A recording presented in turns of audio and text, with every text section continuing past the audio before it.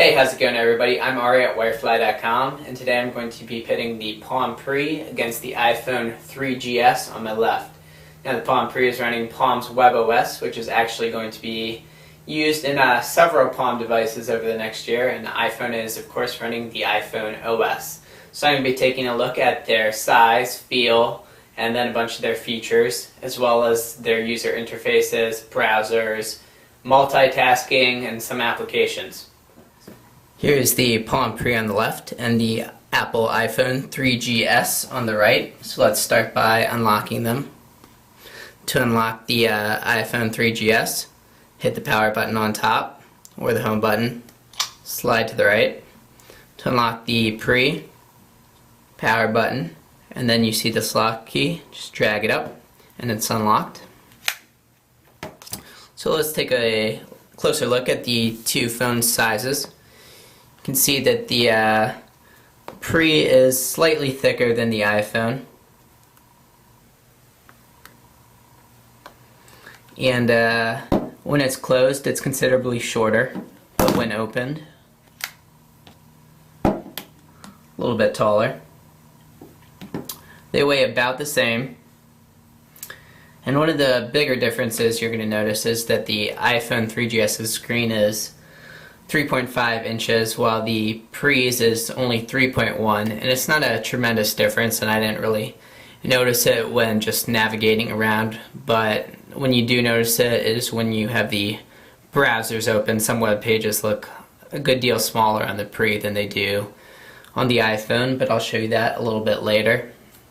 And I really like the way the Pre feels. Some reviewers said it was a little too plasticky for them, but I didn't really feel that. My major complaint here is that the edges on the Pre are actually very sharp. Let's see if you can see that there. No, they're not sharp as in they're going to give you a paper cut, or I guess in this case a pre-cut, but they're a little sharper than I like. I would like to see Pre edges here a little more rounded. So taking a look at the keyboard here, let's get that up close. You can see that the keys are actually pretty small. You hold up a key here so you can see how small that really is. This is your standard size key. And the keys are kind of rubbery, but actually feel pretty nice. And in my few days with the Pre, I actually got the hang of this keyboard using my thumbs here, but the keys are pretty close together, so it's definitely going to take some getting used to. And then the keyboard on the iPhone 3GS here is a virtual keyboard.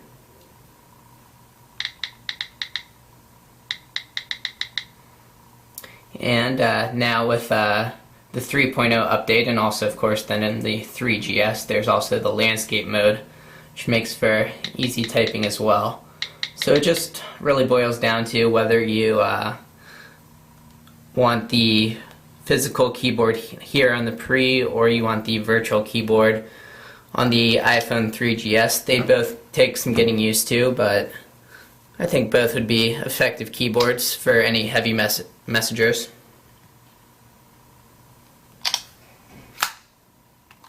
Let's take a closer look at the user interfaces here on both phones, starting with the Pre. You have your 5 launch icons here at the bottom, your dial pad,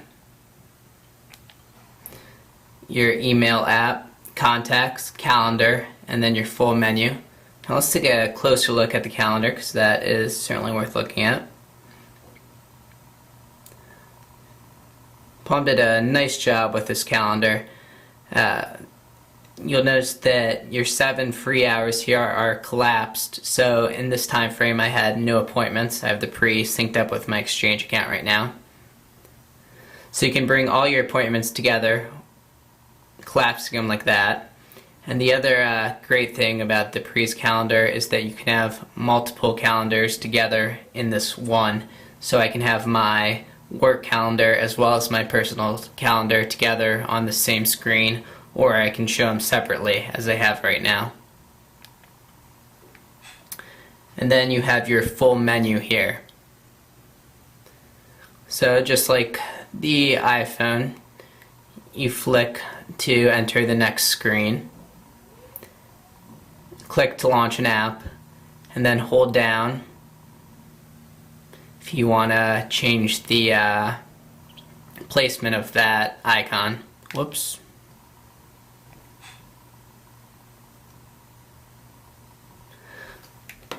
So, same flicking action here.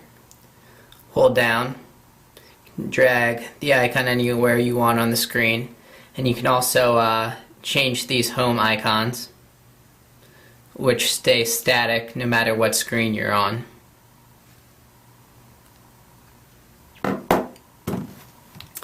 Now, the big thing and my favorite thing about the Pre is its ability to multitask. Now, there's really no multitasking available on the iPhone. If you want to open an application, you open it, here's your stocks, but if I want to go look up a contact or start playing music, I have to exit the stock application and then get into my contacts.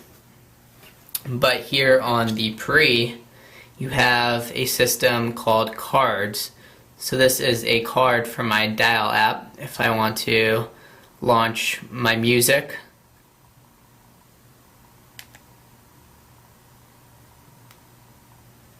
My photos, and a website. I can do that all at the same time and then switch back between them by moving out to my home screen and then clicking to enlarge the app. And my favorite part here, when you want to close an app, just flick it up. So I'll admit to having a lot of fun with that. And one other thing to note here, no matter what screen you're in, you can always start touching down here and bring up the quick launch tab and then just let go. So there is my launcher. Then I can get back to my contacts. Another thing worth noting here, whenever you get deeper in a menu, so let's take a look at the details of my iPhone pickup this morning. And if I want to go back to the previous screen, this bottom part is also touch sensitive. So I just flick back like that. Also, let's take a look at notifications. Now, you see this red 1 right here. That indicates that I have one missed phone call. You'll also see the same kind of notifications for your email as well as your text messages.